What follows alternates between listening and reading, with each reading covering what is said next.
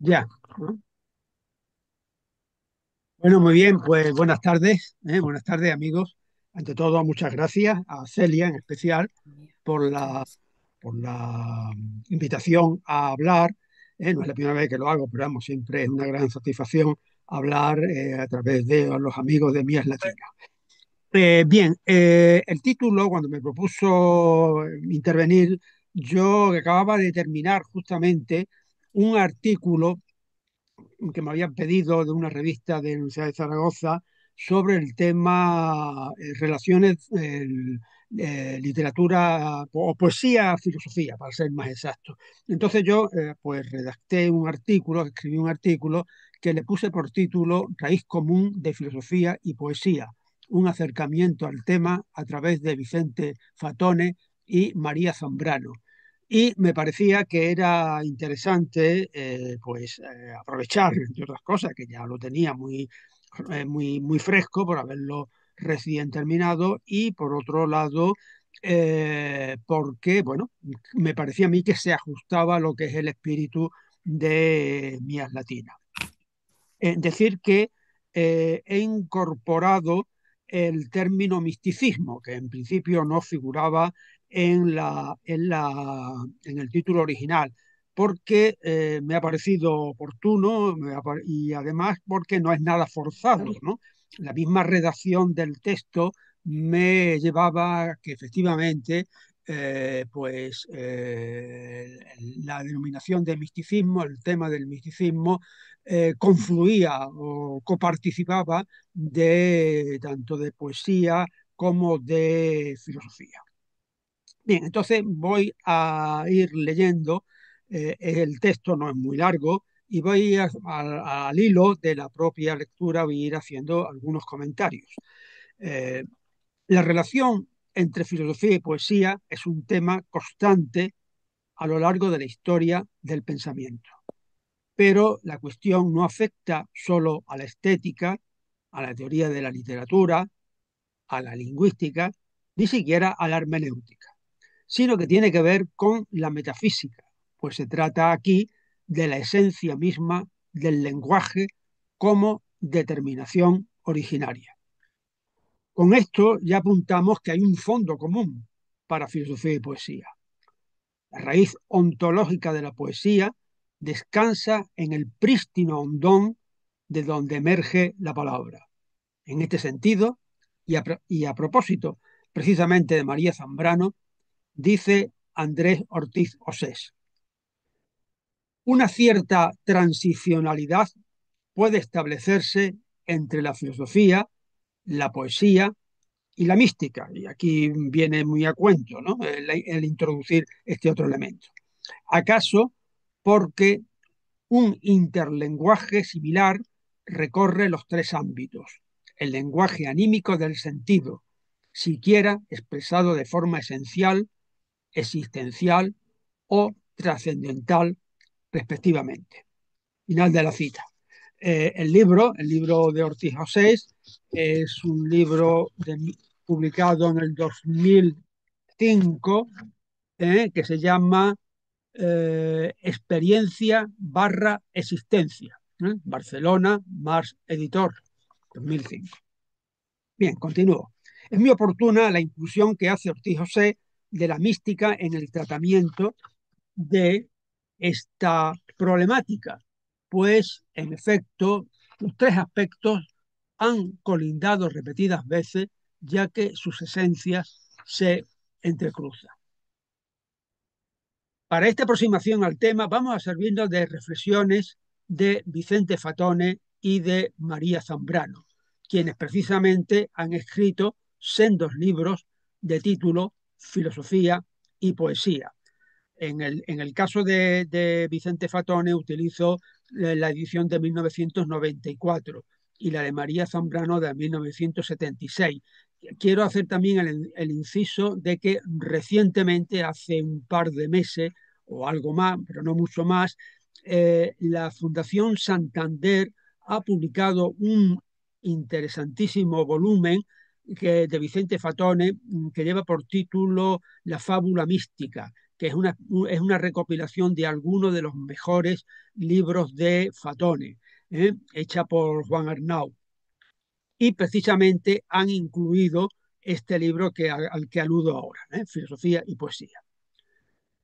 Tanto el uno como la otra, a lo largo de sus obras, han mostrado ser pensadores paradigmáticos en el planteamiento de la imbricación poesía, filosofía, mística. En efecto, ambos autores han entrado en lo insondable del tema, pensando como en una fuente única de donde arrancan el pensar y lo poético. La formulación de esta problemática no es ajena a la propia trayectoria intelectual y existencial de los dos filósofos. En el caso de Vicente Fatone, lo apreciamos en el hecho de su condición de gran conocedor de la filosofía de la India. En efecto, hago otro pequeño inciso. Vicente Fatone, que tiene bueno, es un autor argentino, murió relativamente joven, y una parte muy considerable de su obra es sobre filosofía de la India. Lo digo porque no se le cita con toda la justicia que habría que hacerlo, ¿no? Simplemente como especialista en filosofía de la India, aunque luego tiene su obra es más extensa. De sus orígenes y de su desarrollo. No es casualidad tampoco que Fatone sea autor de los libros filosóficos más profundos que se hayan escrito sobre mística. Efectivamente, en sus escritos sobre mística, que son póstumos, salieron un año después de su muerte, en 1968, están recogidos también en la fábula mística a la que aludí antes. En el caso de María Zambrano, queremos ver una prueba de su especial sensibilidad para el tema que nos trae, que, repitámoslo, es un tema genuinamente metafísico, en su acercamiento, de la forma que sea, me estoy refiriendo a María Zambrano, a autores como René Guénon, Louis Massignon, Henri Corbin o Elémir Zola, esto es, autores próximos al pensamiento tradicional. Lo insondable de la palabra como raíz común para poesía y filosofía ha sido percibido desde un principio y de alguna forma ha constituido una constante a lo largo de la historia del pensamiento, lo que se traduce en una búsqueda, en una nostalgia o propuesta de ese lenguaje común donde se aunan filosofía y poesía. Y podemos añadir también la mística como ruptura de límites. La circunstancia del carácter fundamental y fundacional de la poesía se manifiesta en la consideración de la palabra como mantra en los Vedas o mantra en el Avesta. La cadencia, la regulación, el ritmo de los versos y el correcto recitado de la métrica imprimen armonía y ordenamiento en el cosmos, en el acto cultural mismo y en el propio recitador. Se trata del rito que ordena el mundo. Mantra o mantra, que podemos traducirlo como fórmula hímnica, palabra sagrada, pues equivalen a la determinación esencial de la realidad. Así dice la Avesta. Cito ahora unos cuantos yasna, es decir, unos cuantos versos de los cánticos de el Avesta. Celebremos a Manfrespenta, la benéfica palabra de la razón, la ley de Zaratustra contra los demonios, y celebremos la auténtica tradición de la fe, como es la palabra que tú me has revelado, que era antes que el cielo, antes que el agua, antes que la tierra, antes que el ganado, antes que las plantas, antes que el fuego, antes que los demonios. Cito otro yasna. Es Manfrespenta. Manfrespenta significa literalmente palabra sagrada. La santa mantra, la palabra benéfica de la razón. Sacrifiquemos al Gaza a Hunabati con los versos bien medidos y su sintaxis y su zan. El zan es la interpretación, la hermenéutica de la Avesta. Sacrifiquemos a las palabras recitadas y a aquellas que están para ser recitadas. Bien, no sigo con más citas del Avesta, ha quedado, me parece a mí, en fin, ha quedado en evidencia pues la importancia originaria que tiene la palabra, el himno, la recitación, como origen, como fundamento en el zoroastrismo, en el mundo iranio. Vamos a ver un poco ahora en el mundo, bueno, voy a seguir un poco con Aura Mazda y con el Zan, y luego vamos a pasar a los Vedas, que no olvidemos que la Avesta y los Vedas son dos libros son paralelos de alguna manera, dada la proximidad entre indios y originaria. Luego cada uno va por un lado, pero en principio indios e iranios son primos hermanos. La conciencia del carácter originario del lenguaje tiene como consecuencia la profunda especulación acerca de la palabra y su valoración metafísica. Se habla en el zoroastrismo de spentamantra, palabra sagrada, fórmula sagrada, a modo de emblema divino que adquiere la misma cualificación de los amesa spenta o arcángeles que sirven de mediación, como si fueran ideas platónicas personalizadas, entre Aura Mazda, sí, el Dios supremo, y el mundo. Los amesa spenta, para la teología zoroastriana, son 7 figuras clave y fundamentales, ¿no? Porque son la mediación entre Aura Mazda y el mundo y el cosmos. Pensemos tan solo que en la tríada zoroastriana, correspondiente a lo normativo ético-ritual, figura buenas palabras junto con buenas acciones y buenos pensamientos. Parece claro, pues, el papel ontológicamente fundador de la palabra, del himno, de la misma exégesis o interpretación, es decir, el zant, que conforman el Avesta. Añadamos a todo esto la suma importancia concedida en el mazdeísmo a la jumbar, la oración pronunciada in illo tempore por Aura Mazda, como escudo contra el envite de Angra Mainyu, es decir, el mal, a modo de logos hipostático, pues figura ocupando un lugar privilegiado en el proceso de la deontogénesis, tal como lo muestra el Bundahinj. El Bundahinj es el génesis zoroastriano. El ajumbar es la oración que todo buen mazdeo, a modo de hierologos, recita en su lucha constante contra el mal. En el mundo védico, tan estrechamente emparentado con el avéstico, también encontramos una alta valoración de la palabra fundamentada en la capacidad hímnica y ritual de introducir ordenamiento en lo real mediante la correcta pronunciación. Así podemos ver un himno del Rig Veda dedicado a la palabra, Vak, la palabra, en el Rig Veda palabra siempre es Vak, donde leemos: sostengo simultáneamente a Varuna y a Mitra, a Indra y a Agni, y a los dos Ashvines sostengo. Soy quien guía al Soma exuberante, dirijo a Tuastar y también a Pusan y Vaga. Es decir, la palabra es, por lo tanto, el origen de los dioses mismos. En otro himno, la palabra Bak es identificada con Iñana, la sabiduría, y muestra también su poder unificador. Cuando en el principio se articuló y emitió la primera palabra, y a las cosas se confirieron nombres, se reveló tiernamente lo que había en ellas de más puro, lo mejor que estaba escondido.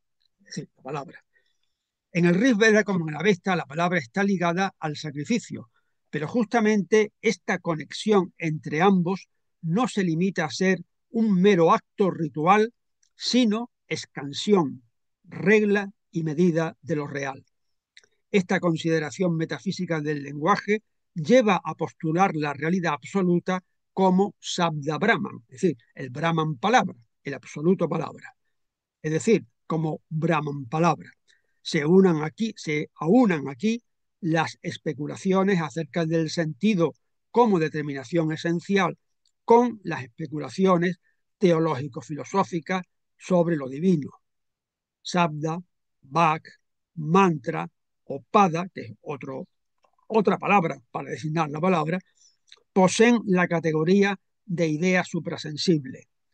El parentesco con el logos es evidente. Tiene, tiene un tenor metafísico como lingüístico. Y todo esto lo comprobamos en el sólido desarrollo que la gramatología filosófica ha tenido en la India, tal como lo evidencia la presencia de figuras de Panini, un gramático del siglo V antes de Cristo, Patanjali y sobre todo Bhartrihari. Una de las consecuencias más interesantes de ello es la acuñación del concepto de esfota, que ha dado lugar a la teoría del lenguaje a la que aludíamos, la doctrina del Esfotabada, que por cierto, hago también ahora otro inciso, es un tema, es una disciplina, es un tratamiento de la filosófico indio que creo que no, que habitualmente entre los divulgadores de la filosofía de la India no tiene acogida apenas. No, yo no lo he encontrado. El esfota es la unidad del sentido de la palabra, su forma propia y universal, en sí misma intemporal e inaudible, pero que se despliega en la variedad y multiplicidad de la prolación. Parece claro que podemos establecer una comparación con la dupla logos en diácetos, logos proforicós, que es una dupla, es un binomio típicamente estoico en el mundo griego. Logos en diácetos es el logo inmanente, el verbum menti, que tradujeron los latinos, y logos proforicós, la palabra proferida, la palabra dicha. Pues la noción de esfota encierra un significado metaempírico, eterno, alude a la palabra védica, en sí misma sagrada y eterna. Claro, no olvidemos que para los indios los Vedas es palabra eterna, ¿eh? Pero esfota quiere decir estallido, esto es, emergencia y surgimiento de la palabra en la dimensión empírica. La doctrina del esfota recoge el tema clásico de los universales, esto es, la relación de lo universal con lo particular, toda vez que para el hinduismo el significado universal es permanente y eterno. Es decir, creo que se podría hacer perfectamente una analogía entre la problemática de los universales lingüísticos en la gramática especulativa medieval con el tratamiento del esfota y de Sabda en la India. Para explicar la articulación se recurre entonces a una especie de ocasionalismo lingüístico, propiciado precisamente por el carácter intencional que implica el esfota. El mismo Penchard es un autor francés al que yo he hecho referencia, pero no lo voy a citar porque es un artículo como muy especializado. El mismo Penchard ha puesto de manifiesto cómo en el ámbito indoiranio está asociada la terminología referente al ser, sat, asu, eso es en védico, aju, asti en avéstico, al absoluto, Brahman, aura, Mazda, y a la palabra sagrada. Es decir, en lo que es el ser, lo que es la palabra y lo que es el absoluto, se correlaciona. Eso serían como tres formas de una misma realidad. Hago aquí una nota a pie de página porque la quiero, creo que es importante, e interesante que la lea. Dice, tengamos todo referente a la palabra, ¿no? Y al esfota. Tengamos en cuenta que para el hinduismo el sánscrito es la lengua perfecta, acabada. Eso significa sánscrito, ¿no? Frente al prácrito, que son las lenguas que todavía no están terminadas, por lo tanto son imperfectas. Y los Vedas están escritos, pues, en una lengua intemporal. Se plantea entonces el problema ontológico y noseológico de cómo una lengua eterna puede manifestarse empíricamente. En cierto modo es la misma problemática que suscita en el platonismo la necesidad de explicar la participación de las cosas sensibles con las ideas, sus modelos inteligibles.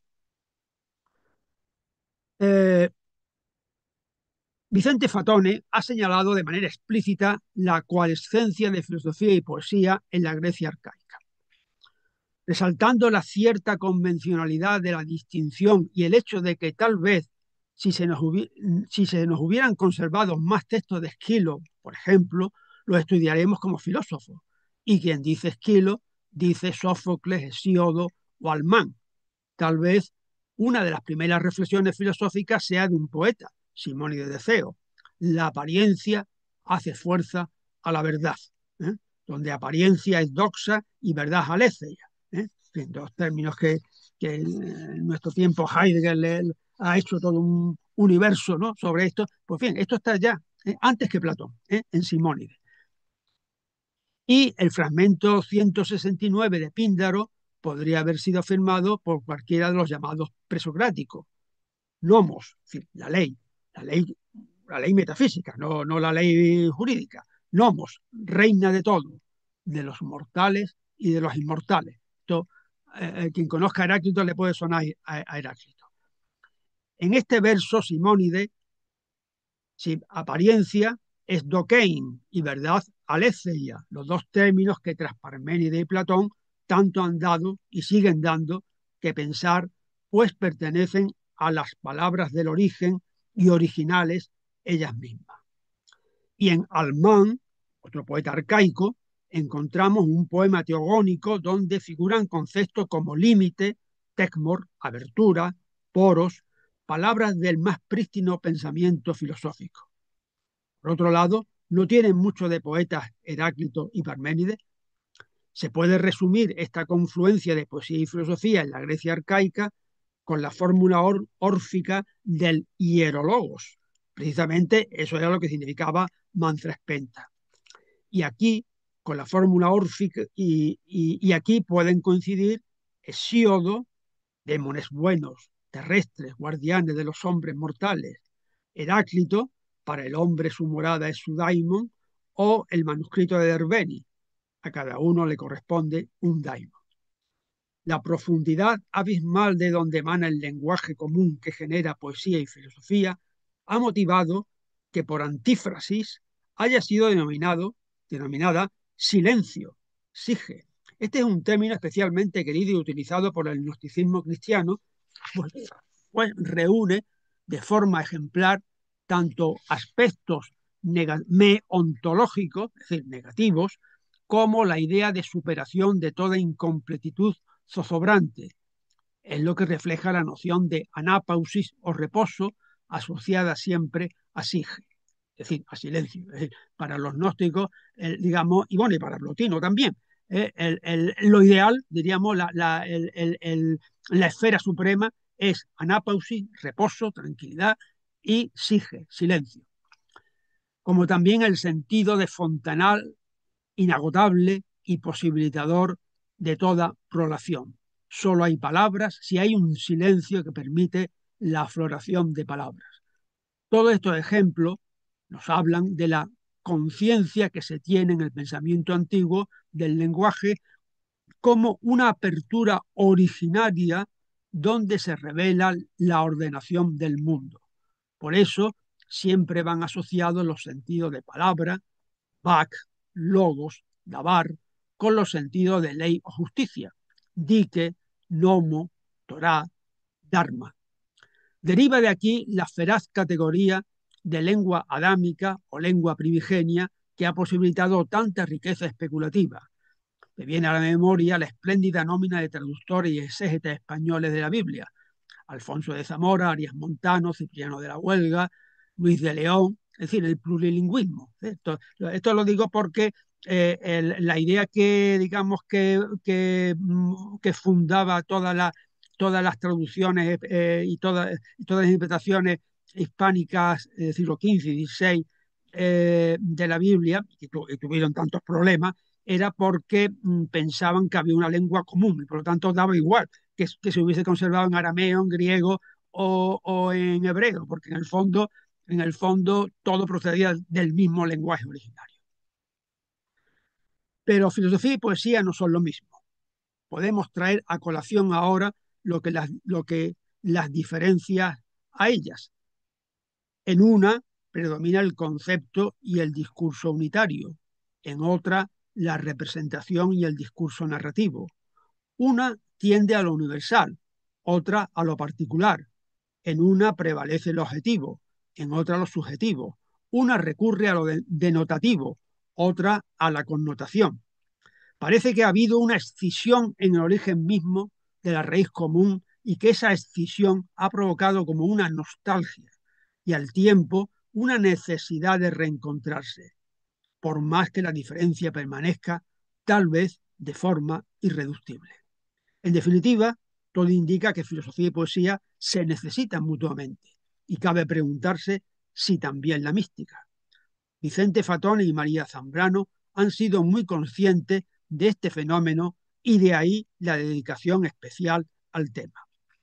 A propósito de San Juan de la Cruz, dice Fatone, y cito ahora literalmente, la poesía aspira a la filosofía como la filosofía aspira a la poesía, y todas las diferencias y todas las semejanzas entre ellas se explican, en último término, por este doble sentido de lo que constituye una única dirección.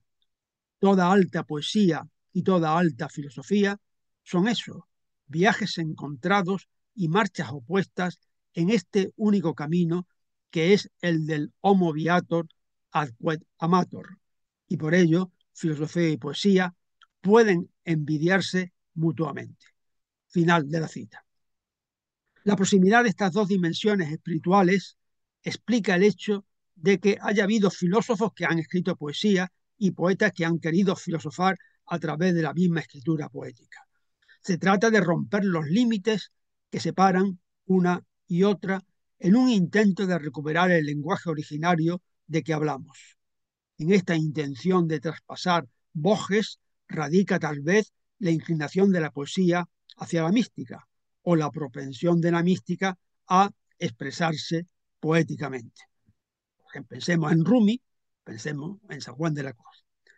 Tenemos que entender entonces, según la reflexión de Fatone, que filosofía y poesía se requieren mutuamente, pero al mismo tiempo se limitan una a otra. La filosofía es el límite de la poesía y la poesía es el límite de la filosofía. Existe como un juego de alternancias excluyentes entre ambas. Le damos otra vez la palabra a Vicente Fatone. El poeta es el hombre que se conforma con la perpetua novedad del mundo. El filósofo, el hombre que se conforma con su perpetua antigüedad. Pero el filósofo no puede descubrir aquella perpetua antigüedad sino cuando comienza por ver la perpetua novedad del mundo. La antigüedad es, precisamente, la antigüedad de lo que se renueva, y el poeta no puede descubrir la perpetua novedad del mundo sino cuando comienza por ver su perpetua antigüedad. La novedad es la antigua novedad. Y en este sentido, filosofía y poesía cumplen una función igualmente liberadora, la de enseñarnos a sospechar que este mundo, no se limite a ser lo que es otra cosa. Final de la cita. En todos estos sabios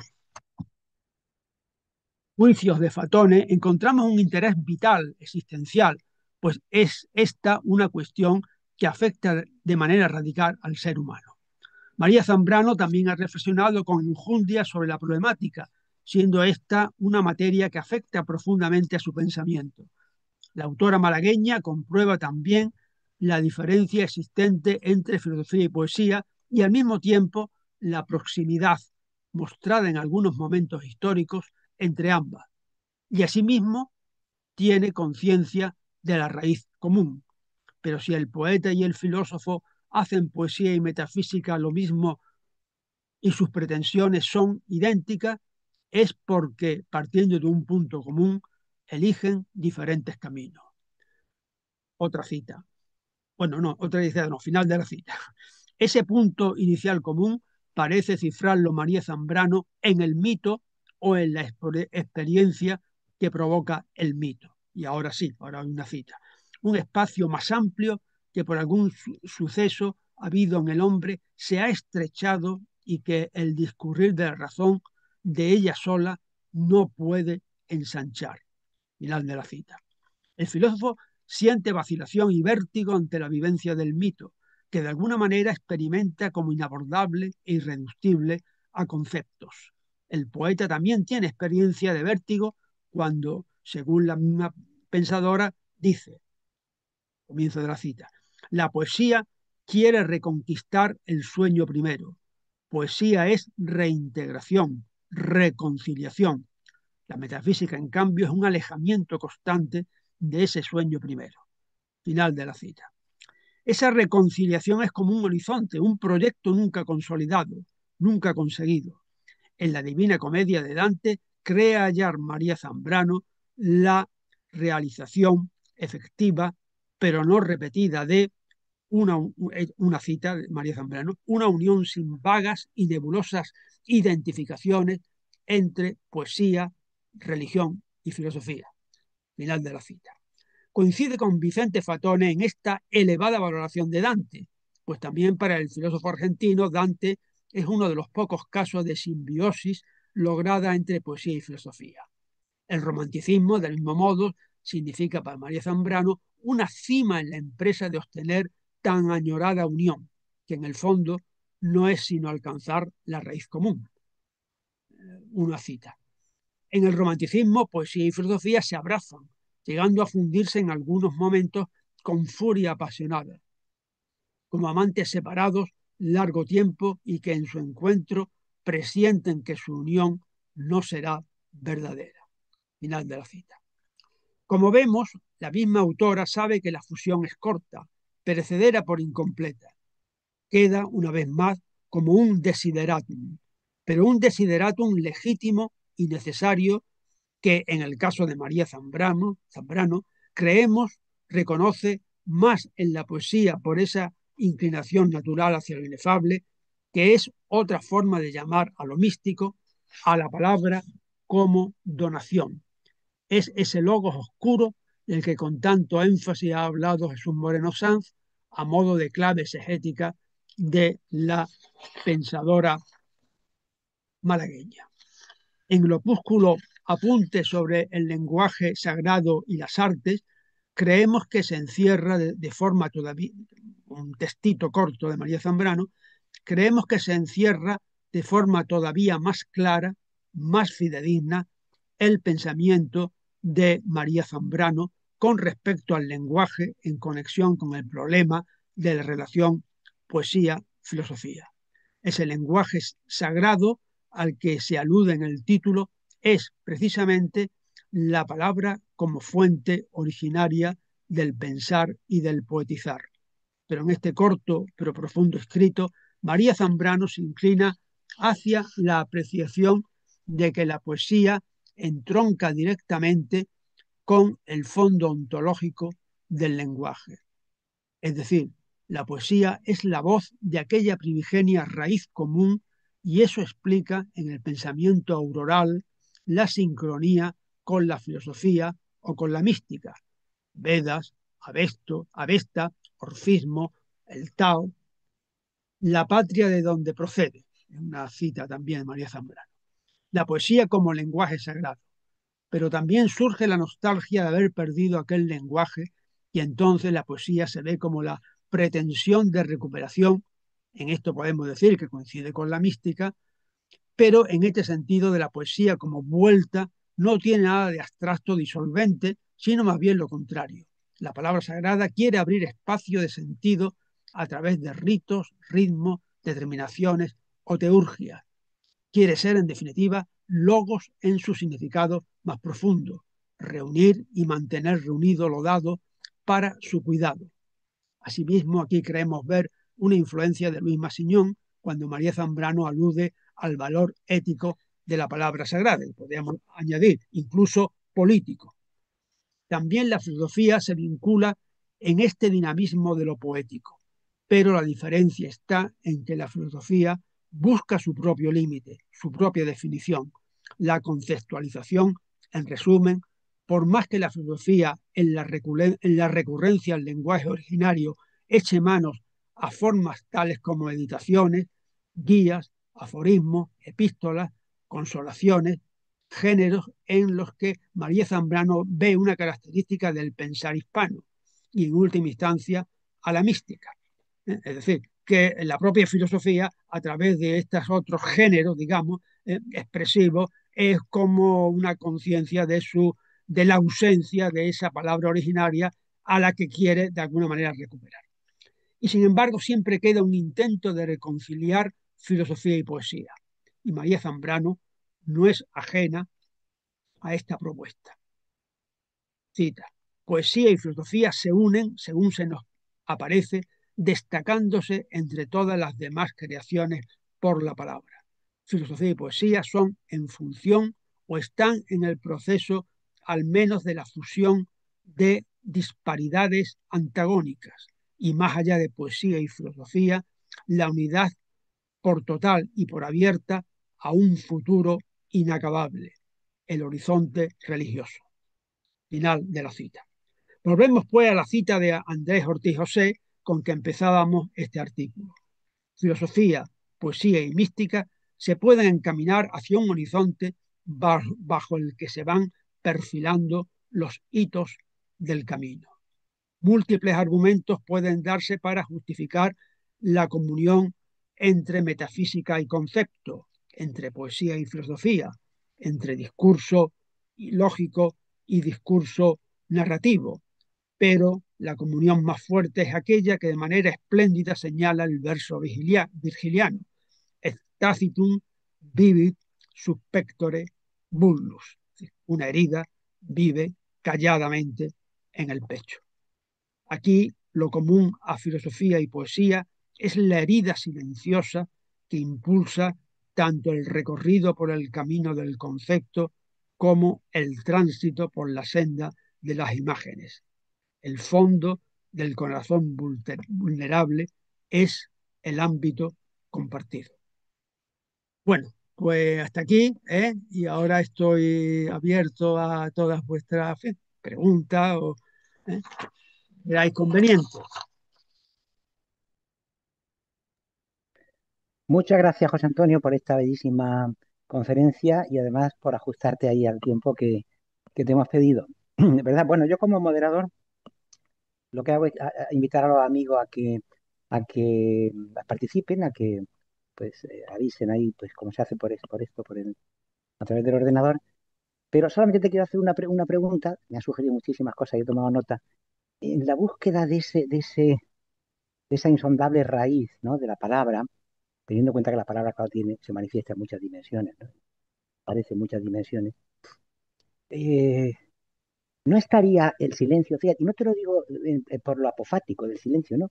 Sino, sino porque en la experiencia del silencio, que evidentemente es una experiencia mística, hablamos de un silencio potente, ¿no? Como el que dice ahí Simón Weil o otros autores, en esa experiencia del silencio que da origen a la mística, es decir, puede surgir la palabra consentido. Vamos, y diré solo un detalle, es decir, como por ejemplo, tú has escrito un libro bellísimo sobre el hermetismo cristiano, que lo tengo por aquí, ¿verdad? El hermetismo cristiano, yo lo he utilizado para unas cosas que luego te diré. Y ahí, por ejemplo, fíjate, yo me acordaba de Valentin Tomberg, ya terminó, cómo él ve en la mística el fundamento de la gnosis. Es decir, para él no hay verdadero conocimiento si no hay experiencia mística, ¿no? Y esa experiencia yo creo que tiene que ver con el silencio. ¿Qué Sí, te no, parece? estoy de acuerdo contigo. El silencio es decir, el silencio, no solamente el silencio como ausencia de sonido, ¿no? Sino en toda su profundidad metafísica como despojamiento, ¿no?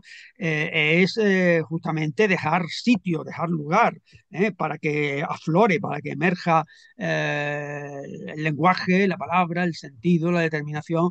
Efectivamente, sí, yo participo completamente de esa reflexión tuya, ¿no? Naturalmente se podría, en fin, hablar mucho más, ¿no? Pero bueno, yo Sí, en principio tu reflexión me la comparto completamente, ¿no? La comparto completamente. ¿Eh? Fíjate, acuérdate lo que eso que decía Dionisio Areopagita, ¿no? Los intérpretes del silencio, ¿no? O sea, ese silencio hay que interpretarlo porque no es ausencia de sentido, es plenitud de sentido. Y ahí vendrían ya todas las mediaciones, todo eso, ¿no? claro, claro, sí, y perdona que diga otra cosa. Y me he acordado de esto que dice Eugenio Trías, ¿no? De que la revelación no, no anula el misterio, es decir, no acaba con el misterio. Eh, eh, Al revés, ¿no? Lo que pasa es que abre a la necesidad de Sí, interpretaciones. sí, sí, claro, claro. Sí, bueno, muchas gracias, Paco.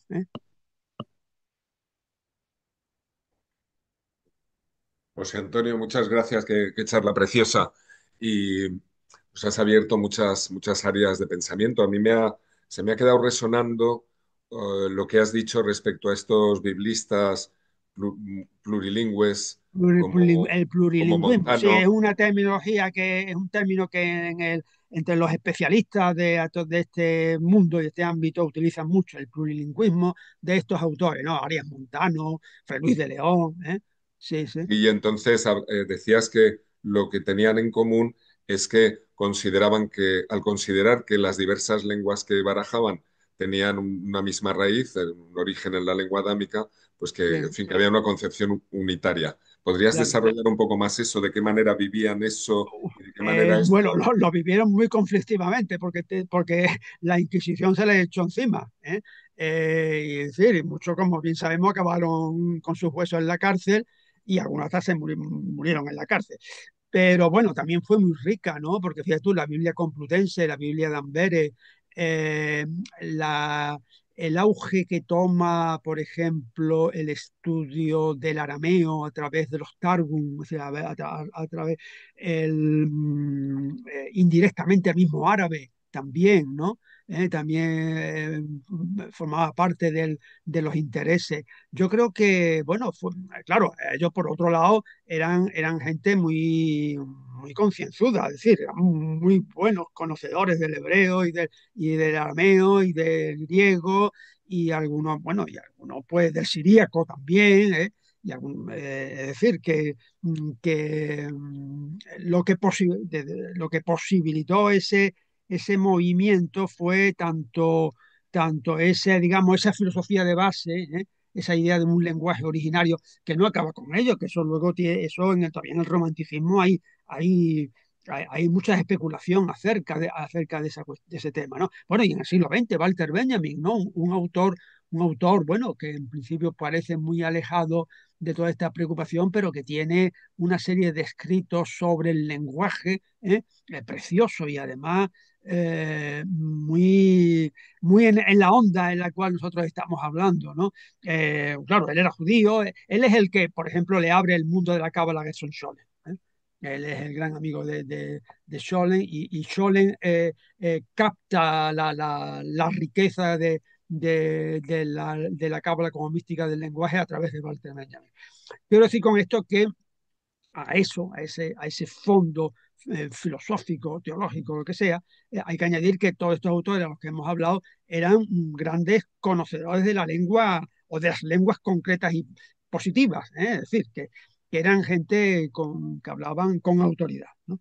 Hablaban con autoridad. Y bueno, no sé, no tampoco yo es que sea ya verás, un tema que siempre pero es tan rico que merecería, ¿no? Un tratamiento específico.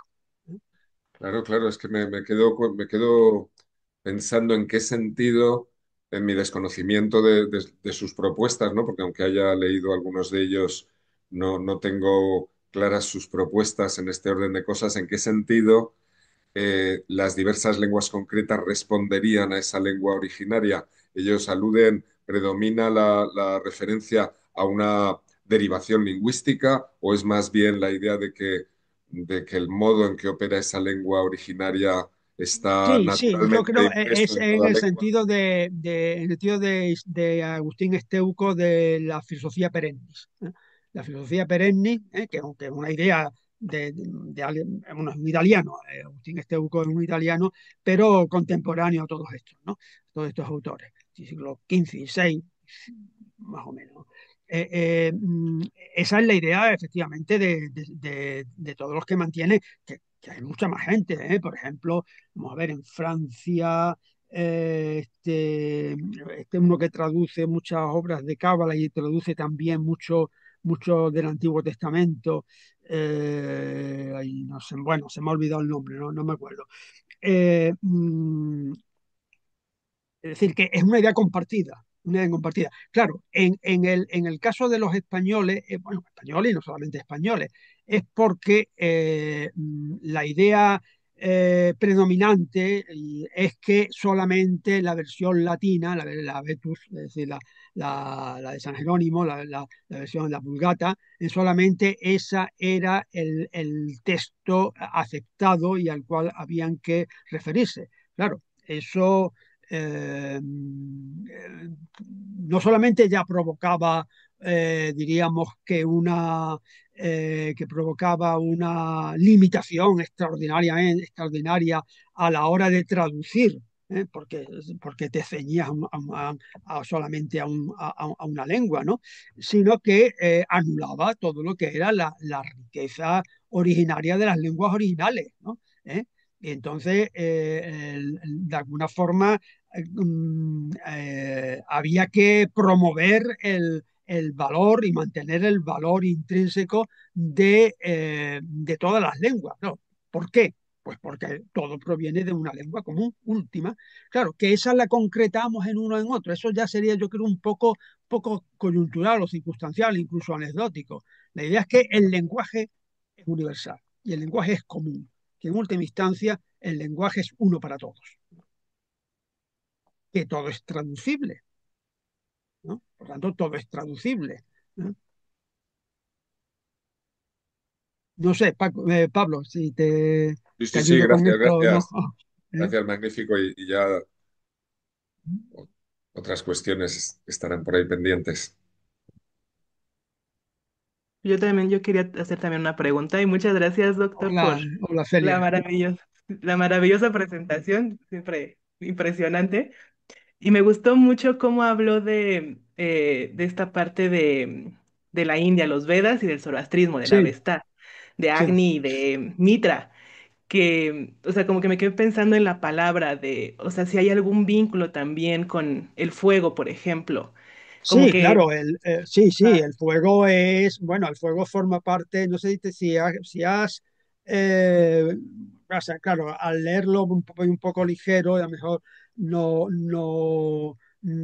se castra completamente. Hay un momento, hay una cita, a ver si la leo, mira, esta, dice, esta es del Yasna 19.1.2, ¿eh? Es decir, Yasna es una parte de la Vesta. Y dice, como es la palabra que tú me has revelado, se supone que habla Zaratustra y que se lo ha revelado a Mazda, que era antes que el cielo, antes que el agua, antes que la tierra, antes que el ganado, antes que las plantas, antes que el fuego. Claro, ha hecho un recorrido de los 7, digamos, segmentos fundamentales del mundo. El mundo estaba como emblematizado, estaba como representado simbólicamente en el fuego, en la tierra, en el agua, en el ganado y en los minerales y alguna cosa más. Por lo tanto, eso formaba parte de algo así como los principios constitutivos del mundo, no solamente ya en un sentido físico, sino también en un sentido ontológico. Pues bien, la palabra es anterior a ello. La palabra de alguna forma los conforma, los determina. Además,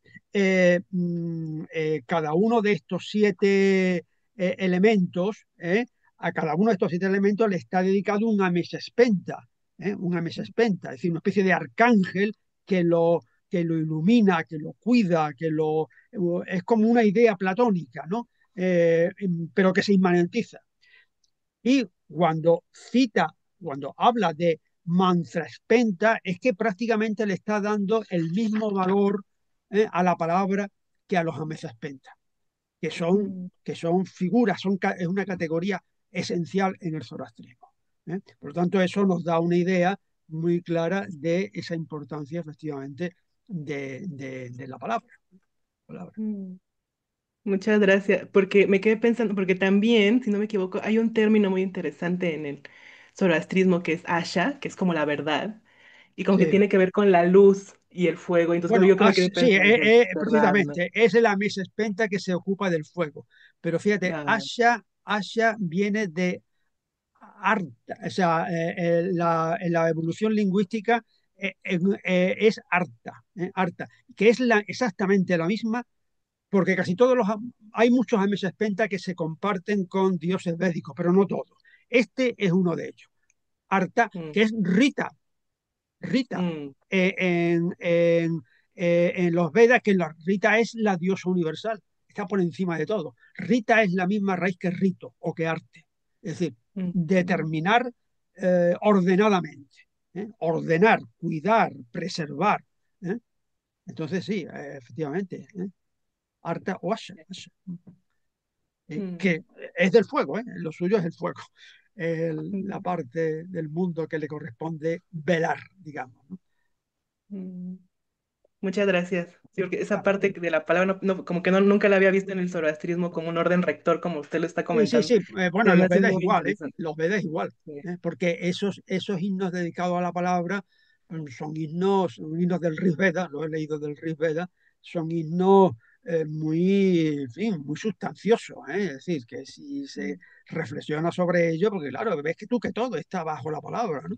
¿Eh? sí. Entonces, y eso es lo que yo creo que justifica, por ejemplo, ese desarrollo gramatológico tan importante en la India y muy arcaico, antes que el Perihermenéidas de Aristóteles, por ejemplo, ¿no?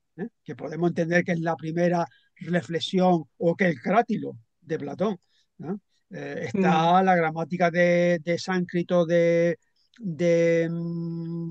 Panini, está Patanjali, no se sabe muy bien si el Patanjali, el lingüista, es el mismo que escribió los sutras del yoga, algunos dicen que sí, otros dicen que no, y está una figura interesantísima como es Bhartrihari, que tiene todo un tratado sobre la palabra, y él es el que crea o acuña el término esfota para explicar cómo de lo universal se baja a lo particular, que es el problema de los medievales con los universales, ¿no?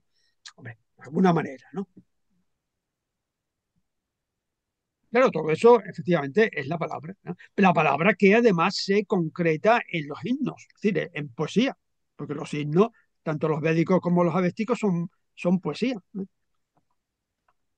sí. José Antonio, ya has tocado otro tema apasionante, que es esa concepción que tiene la propia tradición sánscrita del sánscrito como lengua perfecta, a Sí, sí, diferencia de otras formulaciones claro, el sánscrito es, hecho, entonces esto se corresponde con la concepción que tienen también sufíes como Ibn Arabi con de la perfección de la lengua árabe como expresión plena sí, de la lengua original. ya, ya, ya, sí, sí. Entonces, ¿qué más ejemplos tendríamos?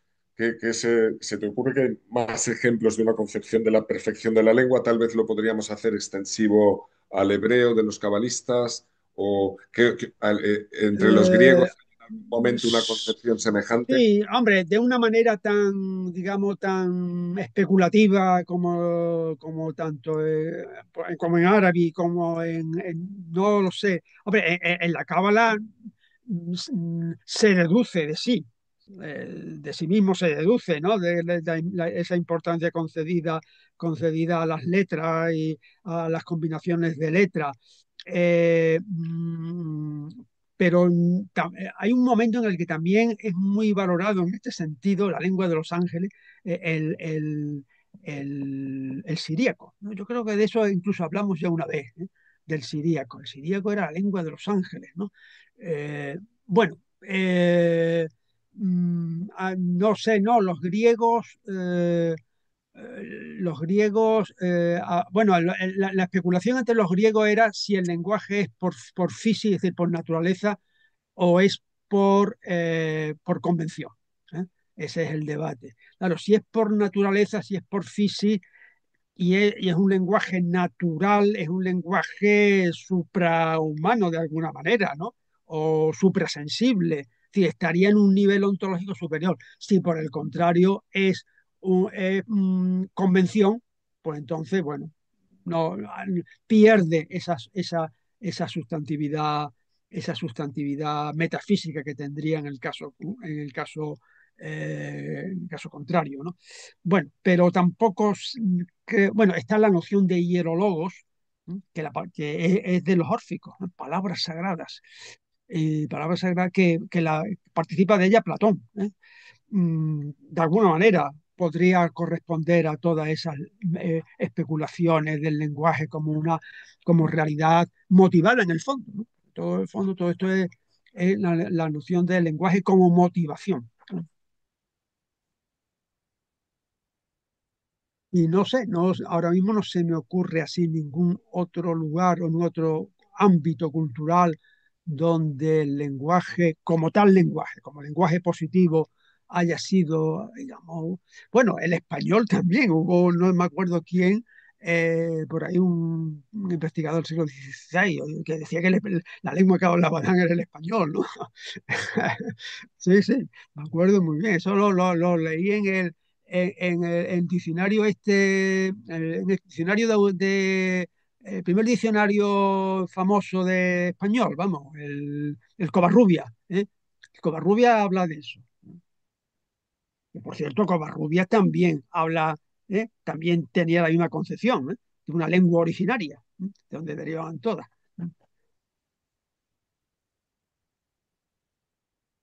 Bueno, Rafa, ¿todo esto cómo está resonando con tus reflexiones acerca de la psicología y el humanismo? Bueno, qué interesante. Pues simplemente decir que en la carrera de psicología en la autónoma, cuando yo la estudié, que también es verdad que fue ya de esto hace algunas décadas, el lenguaje y la esencia y la naturaleza del lenguaje era el mero movimiento de los átomos del aire que impactaban entonces en el tímpano y generaban condicionamientos clásicos y operantes, y desde ahí se podía explicar toda la sí, complejidad del humano, ¿no? Entonces ahí veis, yo creo, porque para mí es tan necesario hacer una tesis como esta, ¿no? Porque es algo de lo que todavía bueno, no me he sí. recuperado, me estoy recuperando de esta concepción del lenguaje. Eso que tú dices, Rafa, se lo escuché decir a un filósofo eminente, no voy a decir el nombre, que decía que el lenguaje era mover el aire con la lengua. Eso. Mover el aire, esto era todavía más simple, ¿no? ¿Eh? Era mover el aire con la lengua, mover el aire con la lengua. Bueno, Y que en todo fin, se puede explicar meramente por condicionamiento, ¿no? Porque en el fondo en el conductismo clásico, que todavía imperaba en mi facultad cuando yo estudié, todo se explicaba por condicionamiento clásico y operante, básicamente. Entonces desde ahí se explicaba el lenguaje como un sistema de signos convencionales en el que, como el perro de Pavlov, pues entonces yo digo, pues eso, comida. Entonces se presenta la comida y lo asocio y salivo y así, ¿no? Así se explicaba todo desde ahí. Se iba haciendo, se iba construyendo, tremendo. Claro, para mí me ha interesado muchísimo y me he vuelto loco escuchándote porque el lenguaje, para mí, en mi concepción de las cosas, tal vez un poco ingenua, un poco naif, el lenguaje, el conocimiento y el ser, digamos, lo ontológico, lo epistemológico y lo lingüístico, como apuntabas un poco al principio, forman parte de la misma unidad como antes de desplegarse del todo. Por eso el lenguaje, hay como un lenguaje primordial, que es un cuasi absoluto, que no puede nunca aparecer como una lengua positiva concreta, porque sería como el color, que pueden aparecer colores específicos, pero nunca la esencia, cuasi sí, platónicamente hablando, del color o el que, lenguaje mismo. Y con el ser y el Gerson conocimiento, Scholem, Gerson Scholem decía, eso. la verdadera lengua nunca puede ser hablada.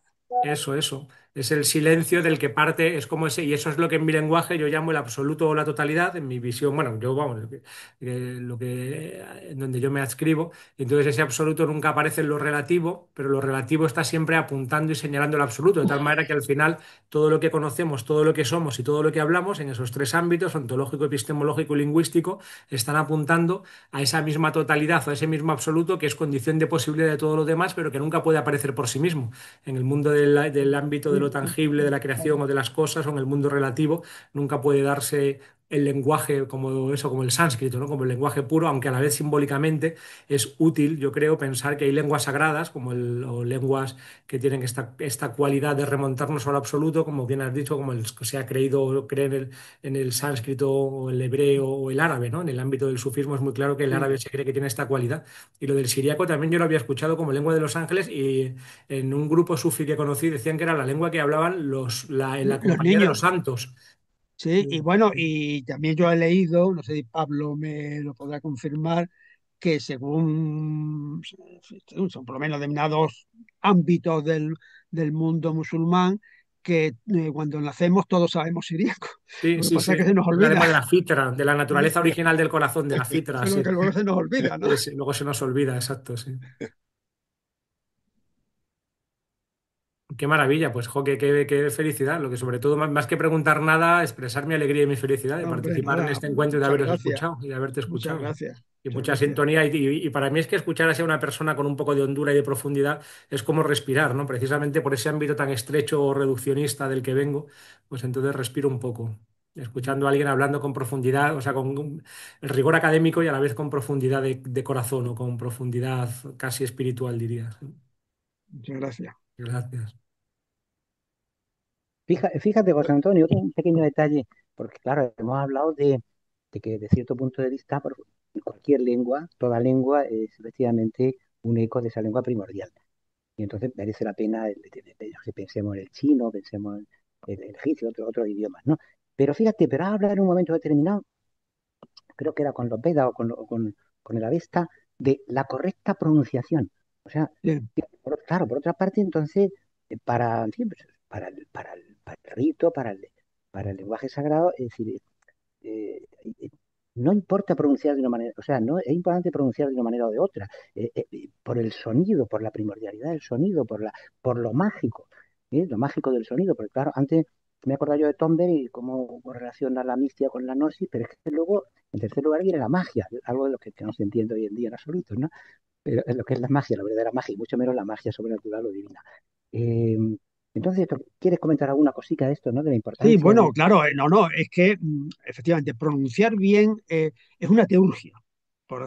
Sí, porque la palabra magia a lo mejor a algunos les puede resultar, pero es una teurgia. De hecho, Jámblico, que es entre los neoplatónicos, por excelencia, el sistematizador de la teurgia, insiste mucho, ¿no? A los dioses hay que nombrarlos con sus nombres. ¿Por qué? Porque es un vehículo de significación. Es decir, es una manera es una especie de sacramentalidad, ¿no? Una especie de sacramentalidad.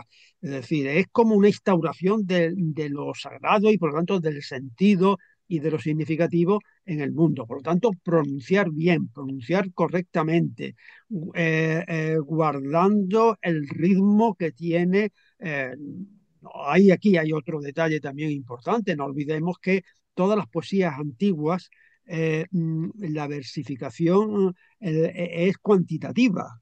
¿Eh? Es decir, cada sílaba tenía una cantidad. Eso lo hemos perdido en las lenguas occidentales. Tenía una cantidad, por lo tanto, tenía un ritmo, tenía una música. Había que repetirlo, había que realizarlo, hacerlo efectivo. De ahí la importancia de la métrica, del pronunciar bien, ¿eh? Pronunciarlo ordenadamente, que no era no era en definitiva otra cosa que bueno, que instaurar significado en el mundo, instaurar determinación, instaurar ordenamiento.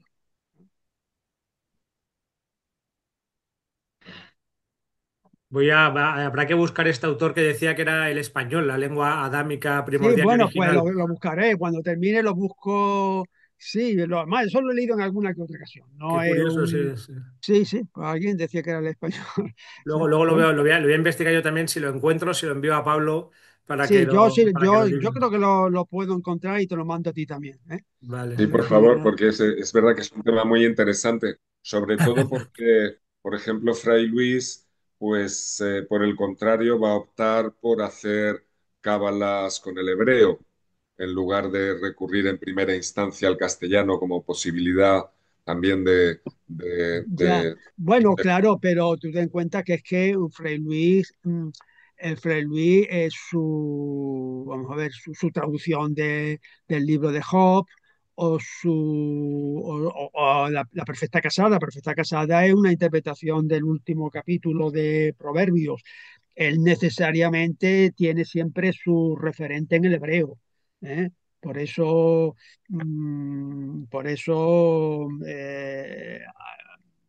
se entiende, ¿no? Que sus referencias sean siempre el hebreo, ¿eh?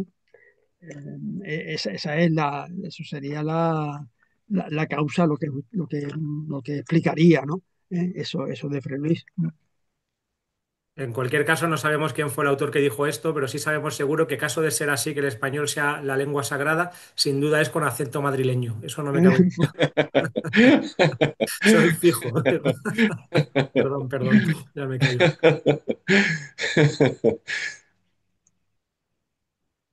Bueno, Sí. pues no sé si hay alguien más, ¿eh? Sí, muy buenas. Vamos a ver. Hola, ¿qué El tal? árabe. El árabe, Isidro también de Totana. Ah, venga, adelante. el árabe en el Corán está muy claro que, que ese tanzil, esa revelación, ¿vale? Dice claramente que está en lengua árabe clara. Y eso está revelado, ¿vale? Eh, Llevo ya un tiempo escuchando lo de la lengua original, la lengua de Adán. Yo eso no lo entiendo. Yo, ¿qué pueblo fue ese? ¿De dónde vino eso? Eso, no sé, no termino de entenderlo. Si podéis hablar un poco de eso, lo que sí Sí, tengo sí, claro claro, es que no, no, es que el árabe sí evidentemente, que tiene evidentemente su cuando origen estamos, sagrado, porque no es ya, normal esa lengua. sí, cuando estamos hablando de la categoría de lengua originaria, lengua adámica, lengua común, no nos estamos refiriendo a una lengua concreta y positiva, ni el hebreo, ni el arameo, ni el árabe. Estamos hablando precisamente la palabra como fondo metafísico, como logos, como determinación esencial. Y eso es universal, eso es uno para todo. Por eso son posibles todas las traducciones, entre otras cosas y explicaría más. Pero sería un error entender esa lengua. Por eso no es ni el hebreo, ni el arameo, ni el sánscrito, ni el español, ni ninguna otra. Es una noción, si quieres, metafísica. ¿Eh? Es el fondo común de la humanidad. Si quieres, es lo que de común, lo que de más profundamente común tenemos todos los seres humanos, ¿no? Yo creo que es en ese sentido en el que hay que entender lengua originaria, lengua adámica, ¿eh? Lengua adámica, entre otras cosas, porque la figura de Adán, generalmente, en muchas tradiciones, no se le identifica con un Adán terrestre, con un Adán, sino es un Adán celeste. ¿Eh? Esa es la idea. Por lo tanto, ya hablar de lengua adámica es lengua suprahistórica, ¿no? De alguna manera, que luego se concreta y se determina en todas las otras demás lenguas, ¿no? Bueno, yo creo que eso es lo que encierra el sentido de lengua adámica, ¿no?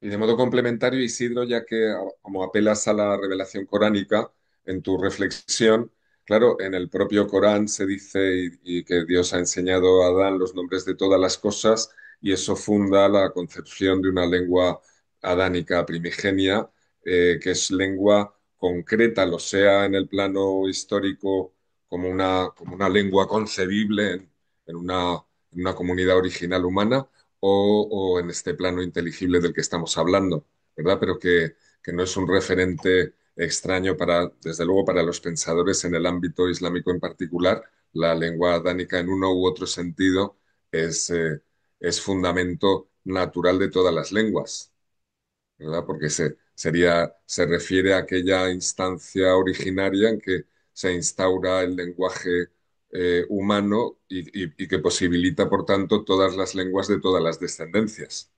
Entonces, simbólicamente es una lengua primordial originaria y esto, yo creo que esto es común a las concepciones abrahámicas todas y entonces un tema recurrente por eso, ¿no? Sí, muchas gracias. Incluso también en otro momento que me resultó curioso, en el Corán habla del lenguaje como la prueba de que podemos hablar, como la prueba de la existencia del ser humano como algo realmente también sagrado. ¿Eh? Me resultó curioso eso. ¿No ves que podéis hablar? No recuerdo ahora mismo, pero cómo lo expresa como que el lenguaje realmente es la prueba de que somos, pues eso, ese reflejo de Dios, de alguna forma. Gracias. Gracias por tu intervención, ¿eh? Muy interesante. Pues Pablo o Paco, que era el coordinador, ¿no? El moderador, ¿alguna cosa más? Vamos a ver si se anima alguien a hacer la última Bueno, puedo, pregunta. yo Sí, querría, pero a lo mejor es abrir un melón que no sé si tiene mucha relación. Es un tema que me interesa mucho también y querría saber la opinión de José Antonio, el lenguaje de los sueños. Si él ve o entiende desde este ámbito que en los sueños, en cuanto que funcionan en cierto sentido las mismas figuras literarias, gramáticas y sintaxis que se puede encontrar en el lenguaje, podemos hablar de eso también como un lenguaje y también, como dicen de alguna manera o apuntan algunas tradiciones, como un lenguaje sagrado que une la parte con el todo o lo relativo con lo absoluto, al ser un lenguaje como de los ámbitos intermedios del ser o algo parecido. A ver qué reflexión se le suscita Bueno, por el ámbito hombre, de los sueños. que es un lenguaje evidente, pero parece un lenguaje de segundo grado, en el sentido en que utiliza otras imágenes, símbolos, iconos.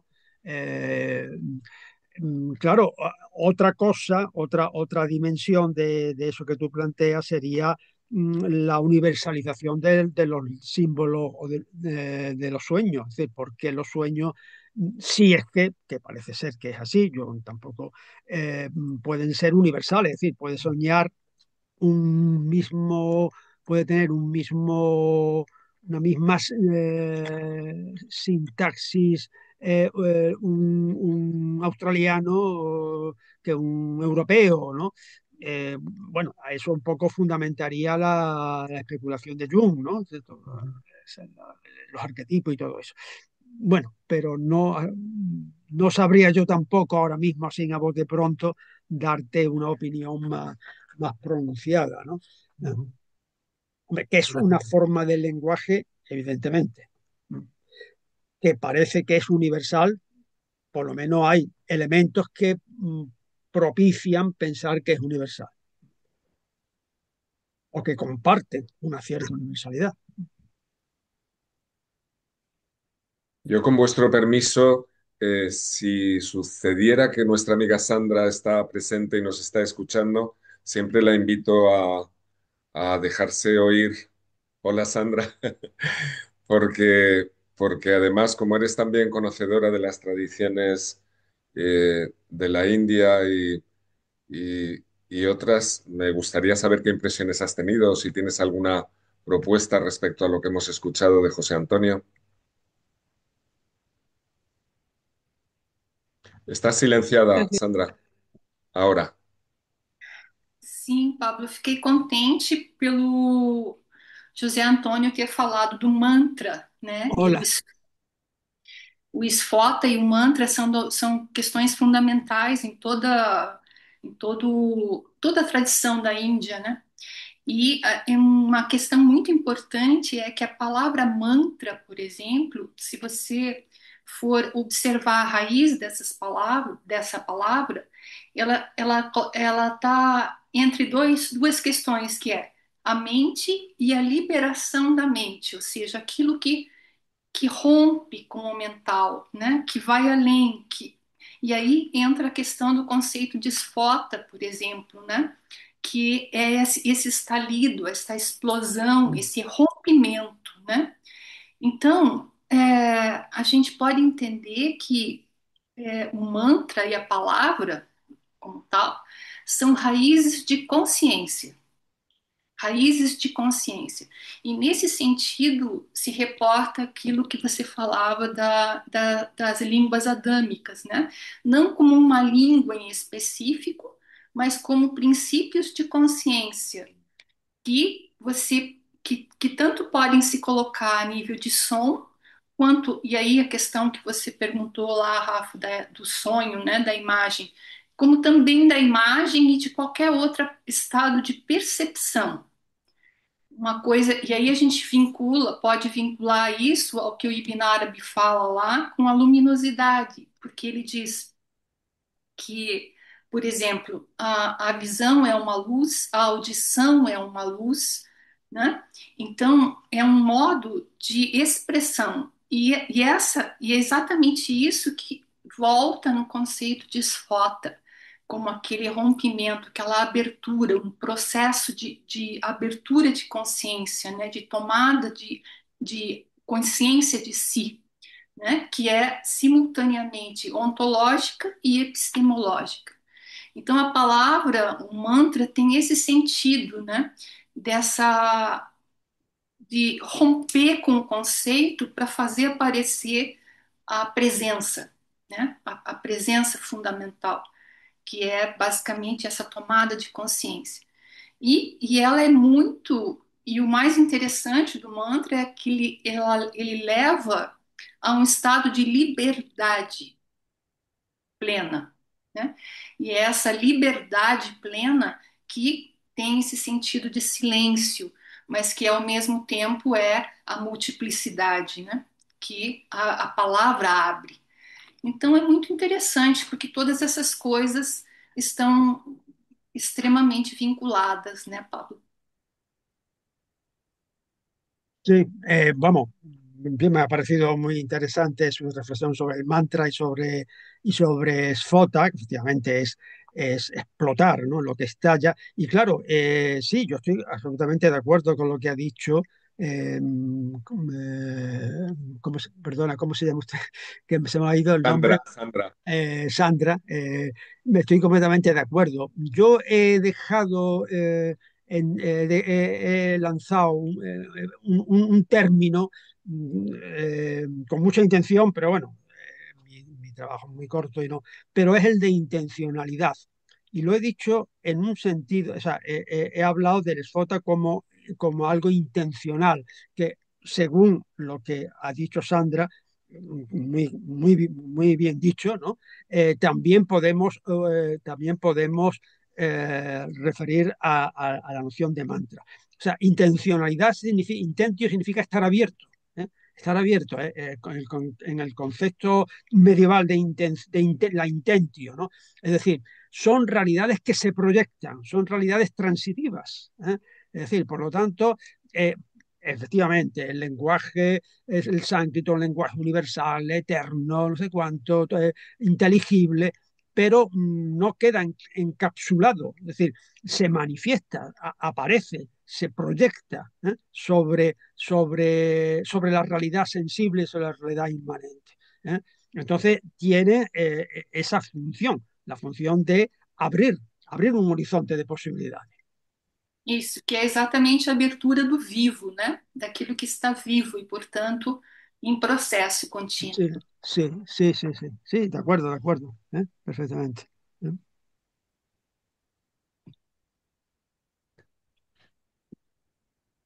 Yo me preguntaba también si nuestro amigo Javier Lama estará todavía Creo que presente. no sé si lo he visto que ha salido ya. Ah, No ya se estoy ha podido. seguro, no estoy Sí, seguro. creo que tiene problemas con su cámara y su micrófono, pero si quiere hacer una pregunta la puedo, o sea, no las puede escribir y yo la puedo Ah, enunciar, bueno, sí. era más por saludarle. Está con nosotros también nuestra amiga Anuar desde Barcelona, me parece. ¿Estás aquí todavía, Anuar? Sí, hola, Hola, ¿qué hay? Hola. ¿Qué tal? Hola. Hola, Noel. Tiempo, hola. Hace tiempo mucho, sin verte.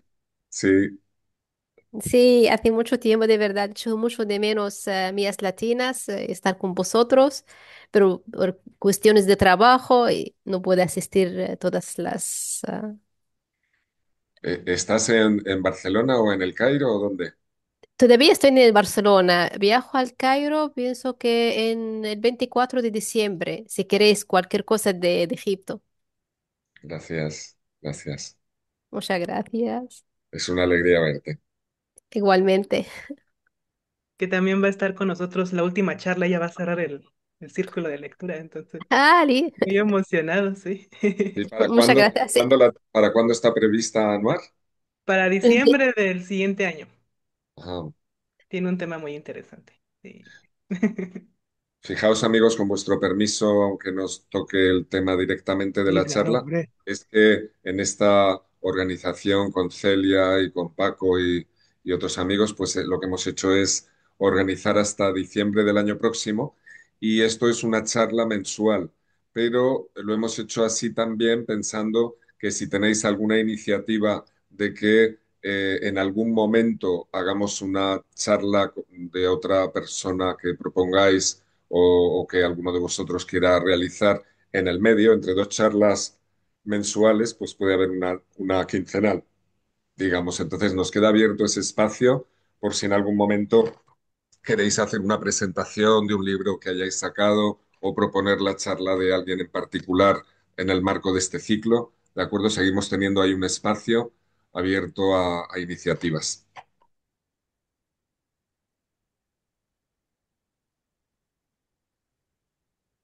Mardilla también tiene ya también fecha.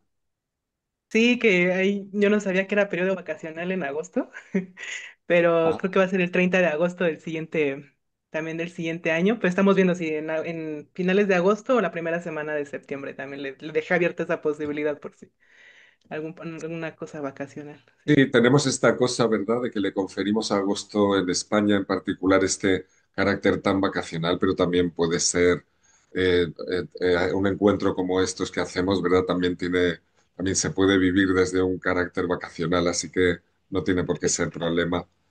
Nunca hemos hecho charlas en agosto, pero podría ser mm, una primera vez, ¿por qué no? sí, como ella se acomode.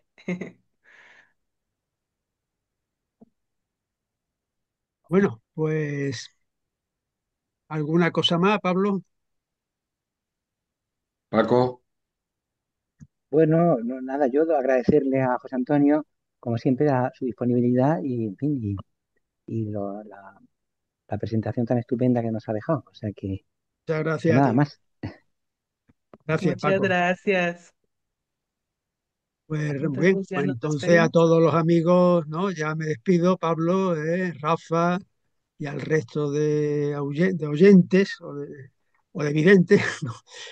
Y ya seguramente nos veremos en alguna ocasión. Esperemos que no solo telemáticamente, sino también presencialmente. Sí. ¿Vale, Pablo?